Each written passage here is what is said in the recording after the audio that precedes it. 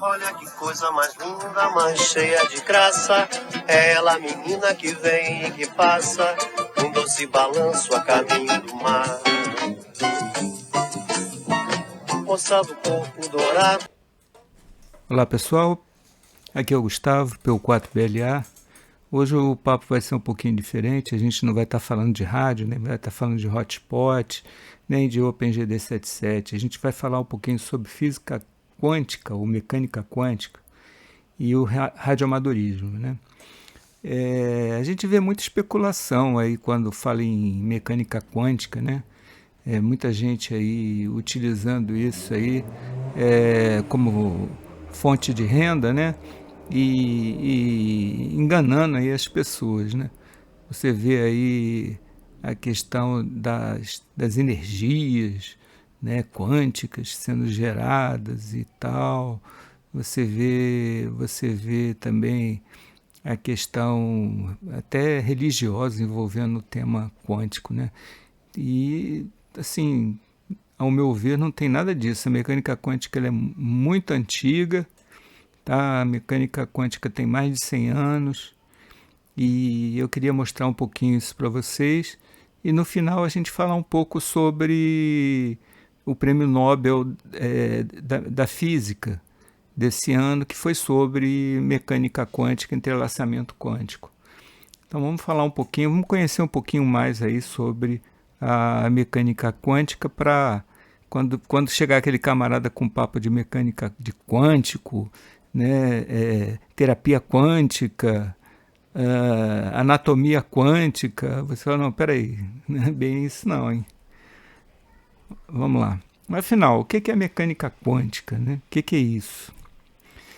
Tudo começou com a mecânica clássica, ou física clássica, mecânica newtoniana, que o pessoal fala lá que caiu a maçã e tal na cabeça do cara, aí ele criou 3 leis, e essas 3 leis são hoje as leis que regem tudo, assim, dos grandes corpos, né? Então, quando você vai lá para o elétron, quando você vai para o próton, quando você vai para o núcleo de um átomo, né, uma molécula, já não dá mais certo.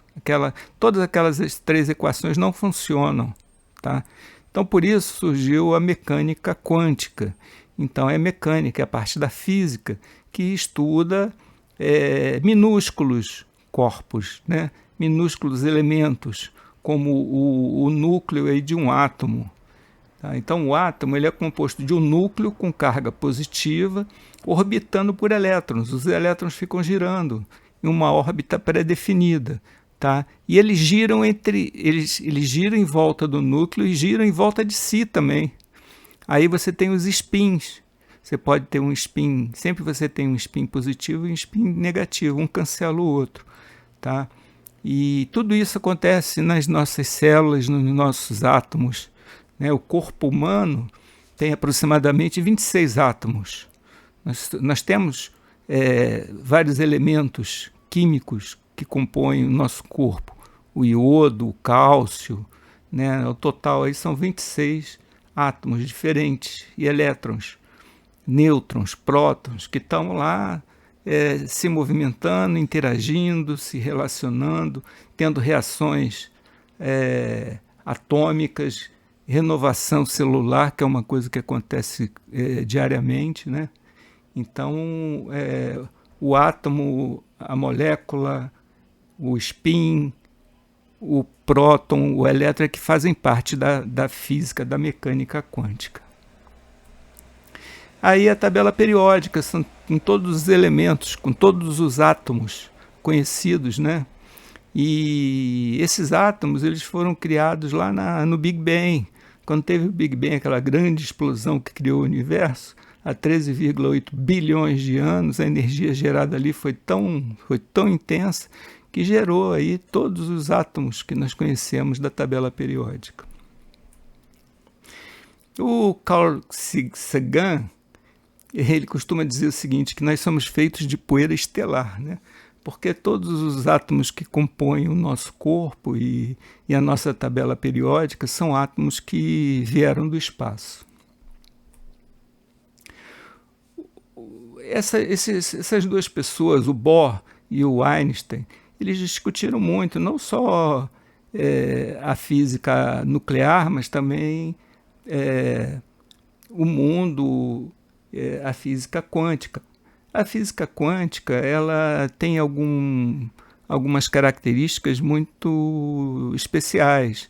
Uma delas é chamada de entrelaçamento quântico, que é o seguinte: se você pegar um fóton, né, esse fóton tem lá um spin, tem dois spins, um spin, e afastar esses dois spins, tá? Sem saber qual é o status dele, se o spin que está próximo a você estiver para cima, se ele for positivo, o distante, o que foi afastado, vai estar negativo. Se o teu spin ficar negativo, ficar para baixo, o outro spin vai ficar positivo. Esse relacionamento entre os spins afastados, mesmo com grandes distâncias, se chama entrelaçamento quântico, tá? E o Einstein chamava isso aí de efeito fantasmagórico, porque não tem explicação, não tinha como explicar esse tipo de situação. E esse efeito fantasmagórico, ele foi comprovado. Então, a turma que ganhou o prêmio Nobel aí conseguiu comprovar que, de fato, o entrelaçamento quântico existe. É um fato, é real, e você pode ter um spin aqui e outro lá na Conchinchina, que quando esse aqui estiver para cima, o de lá vai virar para baixo imediatamente, e isso não tem ainda uma explicação lógica, tá? Só que essa característica pode ser utilizada de diversas formas, tá? Você tem, por exemplo, a computação atual utiliza o binário, né? É o nível lógico 0 ou nível lógico 1. Tudo que nós temos hoje, todos os computadores, tudo funciona em lógica binária, 0 ou 1. Só que a lógica quântica, a computação quântica, ela é 0 ou 1, ou talvez 0 ou talvez 1. Ele acrescenta, ele entra com um item a mais. E isso parece uma coisa de doido, mas faz uma diferença gigantesca. Então, os computadores quânticos já existem, já funcionam. A IBM já lançou um computador quântico com uma capacidade de processamento milhares de vezes maior do que o maior supercomputador que existe hoje, operando com lógica binária. Bem, a mecânica quântica ela tem mais de 100 anos, tá? Também conhecida como física quântica. E ela estuda sistemas cuja a dimensão, a escala atômica é muito pequena. São as moléculas, são os átomos, os elétrons, os prótons, os nêutrons, os fótons. A teoria quântica ela fornece descrições precisas para muitos fenômenos inexplicados, como a radiação do corpo negro e órbitas estáveis do elétron, né? O elétron ele tem órbitas estáveis no átomo. A mecânica quântica demonstra que a energia do elétron ela é quantizada. O que significa isso? Ela pula de um nível para outro. Ela está lá percorrendo uma determinada rota em volta do núcleo, e para ela sair daquele estágio para outro, ele não vai devagar, ele dá um salto quântica, tá? É o salto que o elétron dá vamos dizer assim, de uma órbita para outra. Então, quando ele sai de uma órbita e pula para outra, ele emite fótons, tá? E esses fótons emitidos, eles funcionam como spins, spin positivo, spin negativo. É isso que eles demonstraram. Eles afastaram, criaram um sistema óptico onde conseguiu afastar um spin do outro, mas quando um está negativo, o outro fica positivo. E quando o outro está positivo, o próximo fica negativo.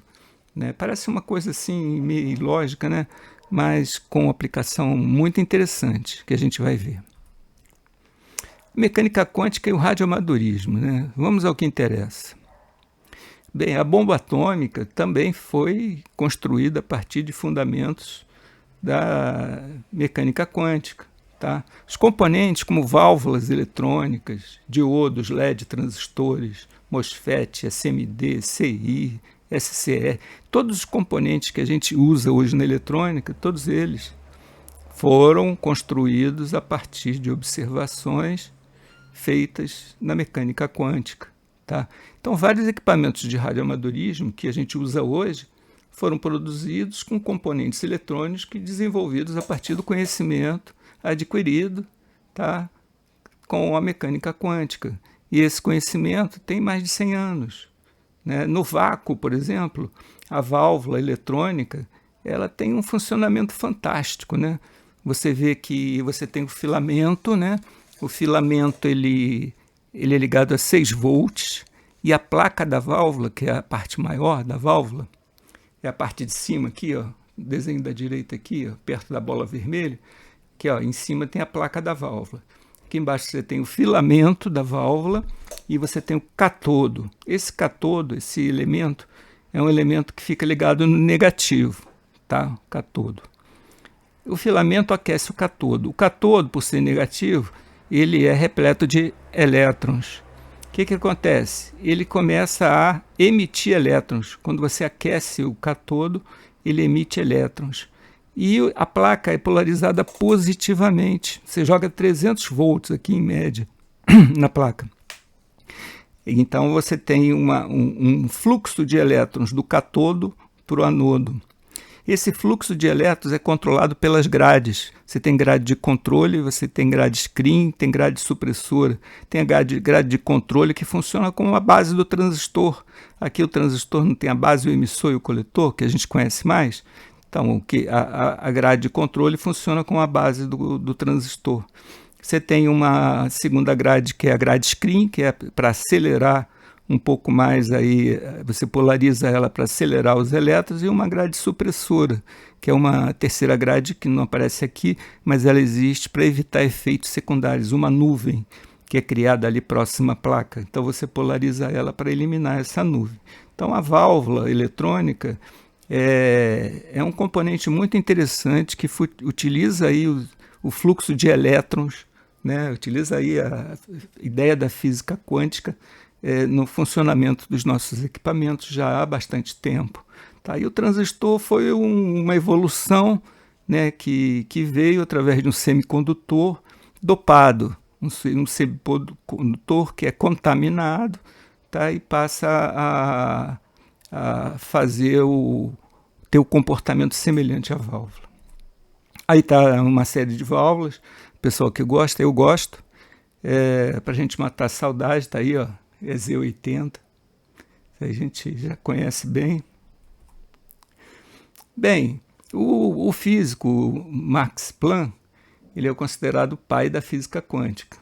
Ele conquistou esse posto, esse título, ao resolver um problema que chamava de corpo negro, explicando que a irradiação do calor ocorre não em um fluxo constante, mas em pequenas porções de energia, chamado quanta.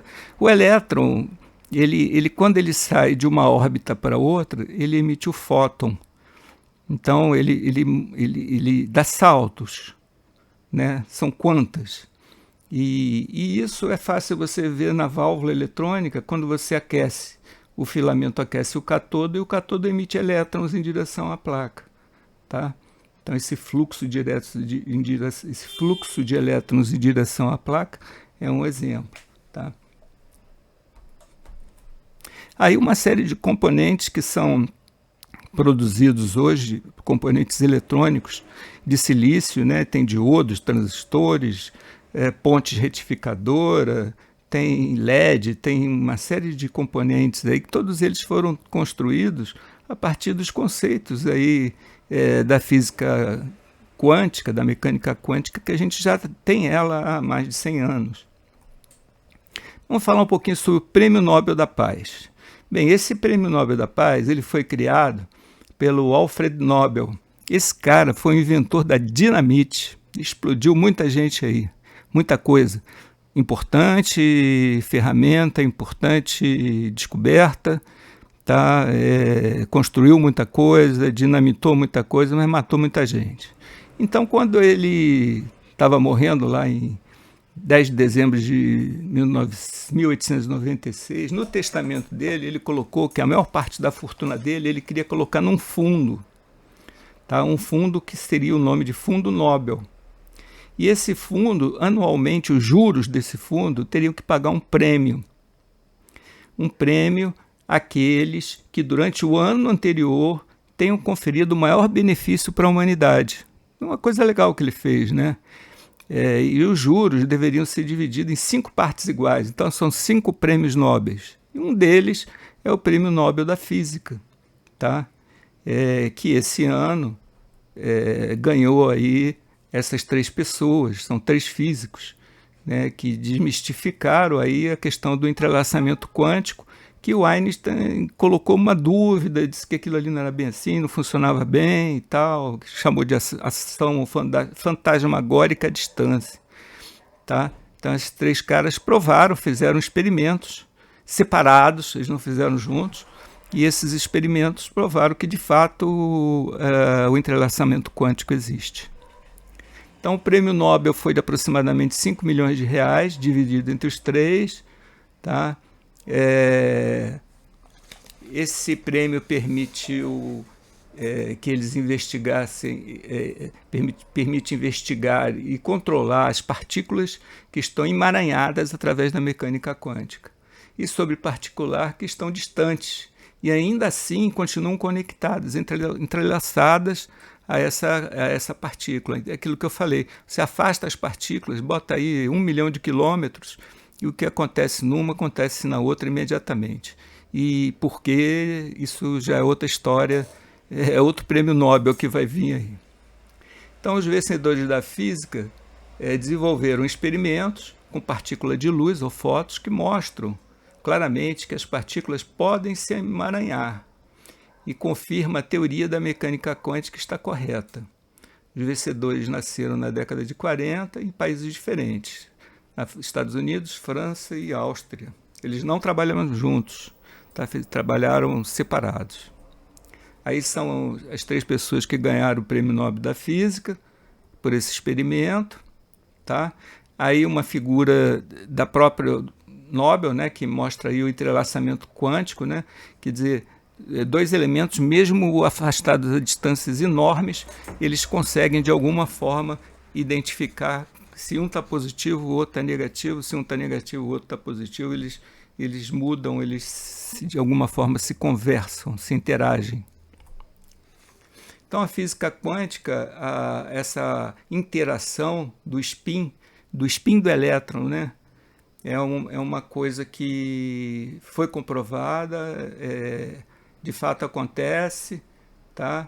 E a partir de agora, com essa confirmação, isso vai poder ser usado na elaboração de mais segurança para os computadores, de criptografias aí super avançadas, de uma série de coisas aí que vem junto, né?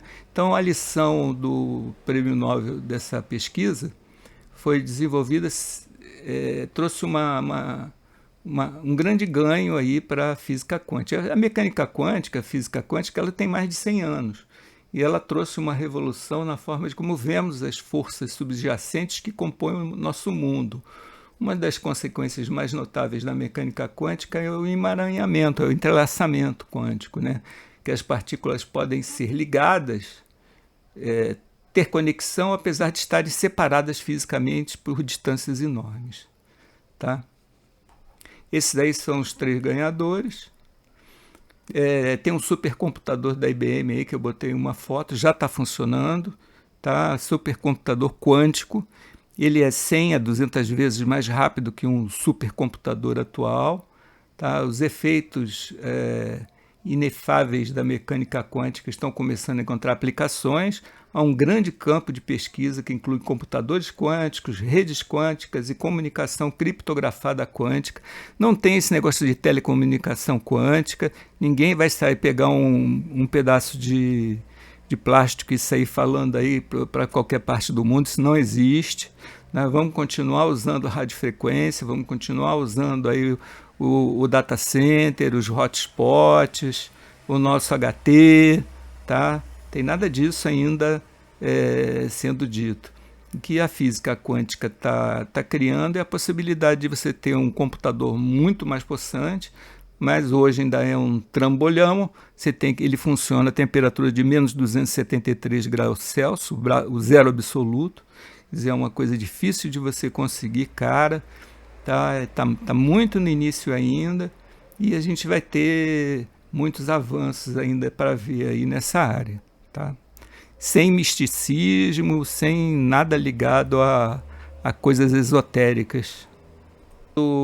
Essa informação, esse conhecimento, a gente pode estar trazendo um ganho muito grande aí, a criptografia quântica, informações quânticas e computação quântica, tá? Que são coisas pontuais, tá?